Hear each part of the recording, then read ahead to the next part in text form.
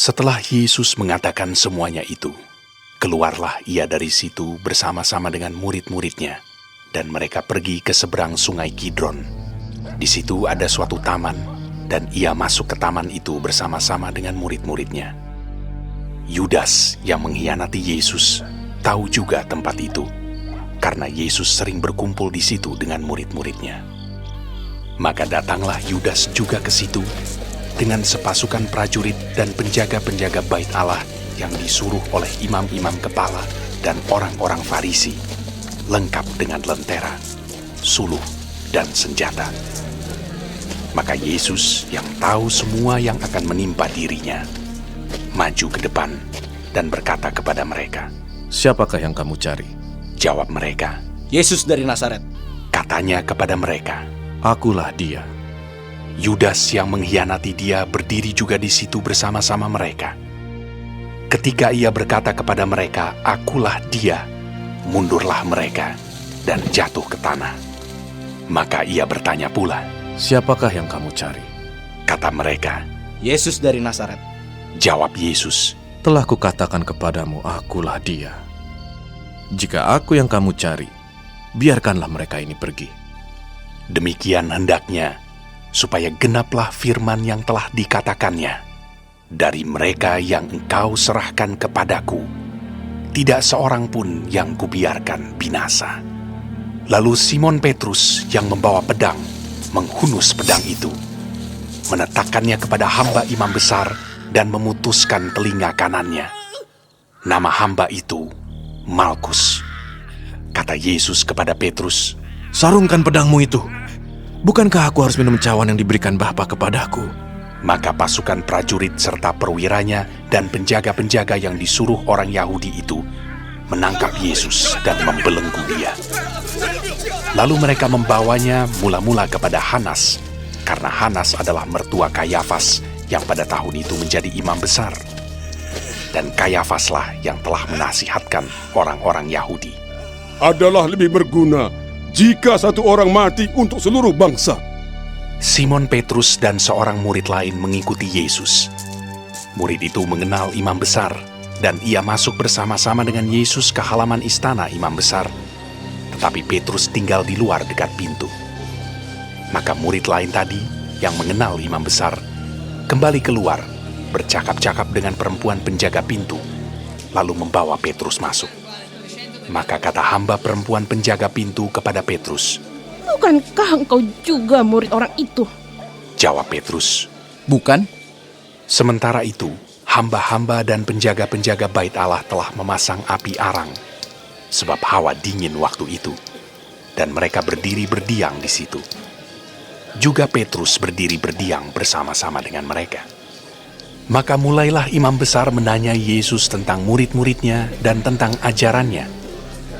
Jawab Yesus kepadanya, "Aku berbicara terus terang kepada dunia. Aku selalu mengajar di rumah-rumah ibadat dan di bait Allah, tempat semua orang Yahudi berkumpul. Aku tidak pernah berbicara sembunyi-sembunyi. Mengapakah engkau menanyai aku? Tanyailah mereka yang telah mendengar apa yang kukatakan kepada mereka.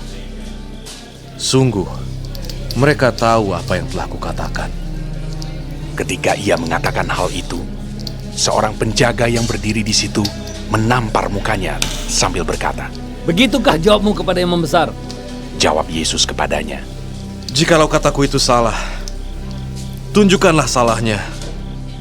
Tetapi jikalau kataku itu benar, mengapakah engkau menampar aku?" Maka Hanas mengirim dia terbelenggu kepada Kayafas, imam besar itu.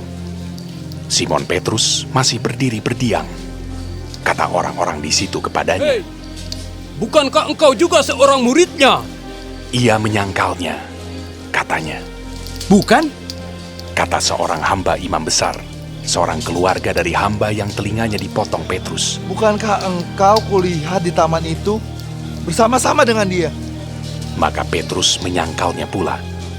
Dan ketika itu, berkokoklah ayam. Maka mereka membawa Yesus dari Kayafas ke gedung pengadilan.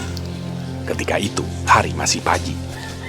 Mereka sendiri tidak masuk ke gedung pengadilan itu, supaya jangan menajiskan diri, sebab mereka hendak makan Paskah. Sebab itu Pilatus keluar mendapatkan mereka dan berkata, Apakah tuduhan kamu terhadap orang ini? Jawab mereka kepadanya, Jikalau ia bukan seorang penjahat, kami tidak menyerahkannya kepadamu. kata Pilatus kepada mereka, Ambillah dia dan hakimilah dia menurut hukum Tauratmu. kata orang-orang Yahudi itu. Kami tidak diperbolehkan membunuh seseorang. Demikian hendaknya supaya genaplah firman Yesus yang dikatakannya untuk menyatakan bagaimana caranya ia akan mati. Maka kembalilah Pilatus ke dalam gedung pengadilan, lalu memanggil Yesus dan bertanya kepadanya, Engkau inikah raja orang Yahudi?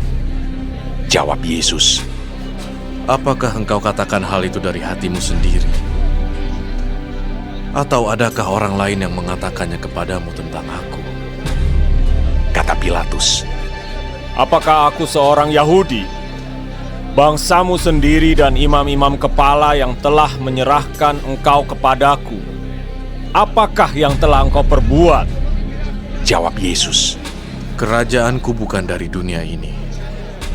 Jika kerajaanku dari dunia ini, pasti hamba-hambaku telah melawan, supaya aku jangan diserahkan kepada orang Yahudi.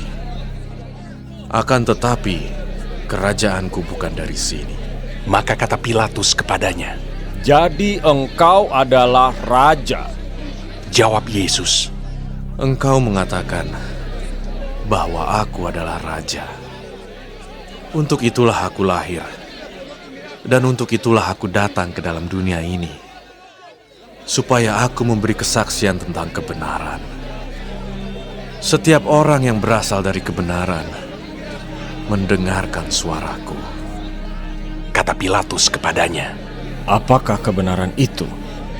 Sesudah mengatakan demikian, keluarlah Pilatus lagi mendapatkan orang-orang Yahudi dan berkata kepada mereka, Aku tidak mendapati kesalahan apapun padanya. Tetapi pada kamu ada kebiasaan bahwa pada Paskah aku membebaskan seorang bagimu. Maukah kamu supaya aku membebaskan raja orang Yahudi bagimu? Mereka berteriak pula, Jangan dia, melainkan Barabas. Barabas adalah seorang penyamun.